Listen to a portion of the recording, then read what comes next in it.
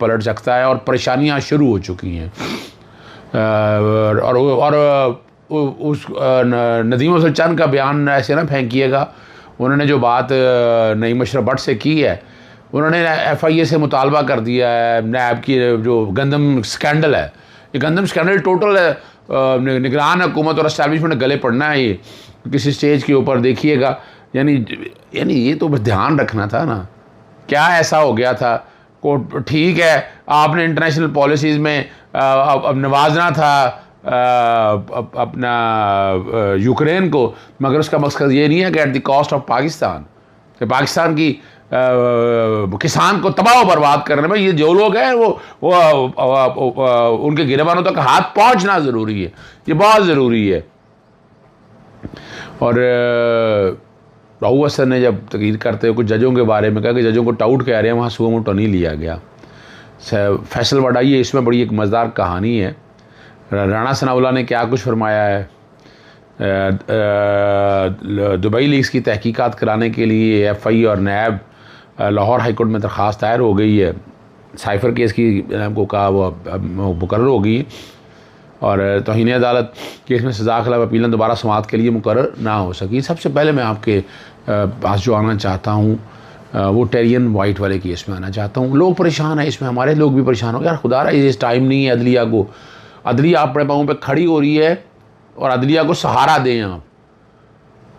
यानी देखिए chief justice Aamir Farooq साहब थे, जस्टिस मोहसिन अख्तर कियानी, जस्टिस सरदार इसहाक थे इसमें। और आपको याद है 1 साल पहले 2 जजेस ने, जस्टिस मोहसिन अख्तर कियानी ने और सरदार इसहाक ने इस दरख्वास्त को डिसमिस, और दरख्वास्त काबिल डिसमिस थी, और फैसला जारी किया जो कि फैसला जारी नहीं कर रहे थे। तो 3 में से 2 की मेजॉरिटी का फैसला आ चुका हुआ था।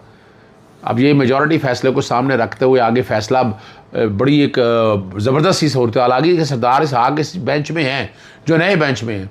एक लिहाज से अच्छा हो गया ना, यानी फैसला जब तक जजमेंट जब तक डिलीवर नहीं हो जाती, बाहर नहीं आ जाती, तब तक जजमेंट नहीं कहलाती ना। तो ये जो जितनी कन्फ्यूजन है ये एक अच्छा मूव है, इसको नेगेटिव माने कि मैं बासियत वकील जो समझा हूँ, या मेरा माइंड जो कहता है मैंने वो बात करनी है। मैंने इनमें नहीं जाना क्या हो गया। चीफ जस्टिस आमिर फारूक साहब के बारे में बहुत से एतराज़ात मुझे भी हैं, लेकिन मैं समझता हूँ कि वो अब इस्लामाबाद हाई कोर्ट के खड़े हो जाने से हो सकता है कोई प्रेशर हो सकता है कोई और वजूहत हो, अब आप कह तो कुछ नहीं सकते हैं।